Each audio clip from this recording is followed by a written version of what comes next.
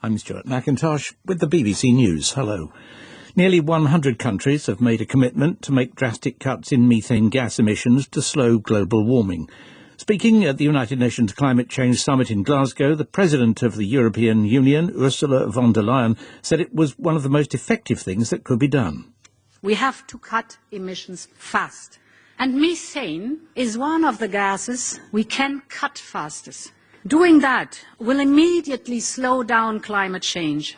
So cutting back on methane emissions is one of the most effective things we can do to reduce near-term global warming and keep 1.5 degrees Celsius. Methane is produced from cattle, landfill and the production of oil and natural gas. Three of the world's largest methane emitters, China, Russia and India, are not joining the pledge. The European Union, the United States and Britain have pledged $8.5 billion to help South Africa make a fast transition from coal to renewable energy. Welcoming the announcement, the South African President, Cyril Ramaphosa, said that the agreement marked a watershed moment for South Africa and the world.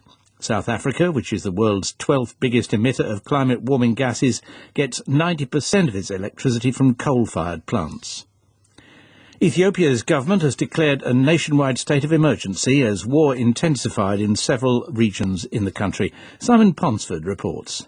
TPLF rebels in the northern Tigray region say they're making significant advances south after a year of conflict with government forces. They've captured two key towns in the Amhara regional state and they formed an alliance with an Oromo rebel force. They've also not ruled out a march on the Ethiopian capital. All this has alarmed the Prime Minister Abiy Ahmed's government and has now triggered a 6-month state of emergency across the country. International demands for a ceasefire and for access to civilians trapped in a humanitarian crisis in the north have been ignored. Swiss prosecutors have charged the former presidents of the European and World Football Authorities with fraud. Imogen Fuchs reports from Geneva. The charges against Sepp Blatter and Michel Platini include fraud, criminal mismanagement and forgery. They focus on the payment in 2011 of almost $2.2 million to Michel Platini for working as an advisor to FIFA a decade earlier. FIFA's Ethics Committee had already banned both men from football over the payment. Now they face criminal charges and, if found guilty, possible prison sentences of several years. Both men deny any wrongdoing. Sepp Blatter, now 85, said today he was looking forward to the court case with optimism.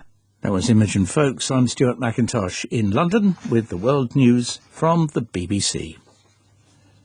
Passengers travelling through Terminal 1 of Berlin's new airport are being warned not to drink water from any of the taps after potentially harmful bacteria were discovered. Jenny Hill explains. Berlin's new airport opened last year, nearly a decade late and billions of euros over budget, after a series of scandals, setbacks and technical problems. Executives hoped the inauguration, albeit one in the middle of a global pandemic, would mark a fresh start. But the airport continues to make headlines for all the wrong reasons. Routine testing found bacteria which can cause vomiting and diarrhoea in the water supply. It comes just days after the airport's chief executive warned that without further financial aid, it would run out of money early next year. At least 15 people are now known to have been killed when an apartment block, which was under construction, collapsed on Monday in the Nigerian city of Lagos. The authorities say they've put the architect of the building on indefinite suspension. The governor of Lagos State, Babajide Sanwo-Olu, said the government would find out what went wrong and punish those responsible. So far, only 9 people have been rescued. A sprawling art centre, first conceived of by the Mexican artist Diego Rivera in the 1940s, has opened in Mexico City.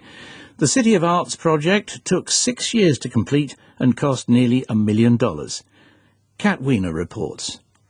It's almost 80 years since Diego Rivera described his vision of a community arts centre in the heart of the city. An outspoken communist, Rivera dreamed of bringing together the artists from the school and from the academy, the potter, the weaver, the stonemason, with everything that is a pure and high expression of the people of Mexico. The vast complex provides 6,000 square metres of gardens, workshops and performance and exhibition spaces, and showcases the artist's vast collection of Mesoamerican stone statues.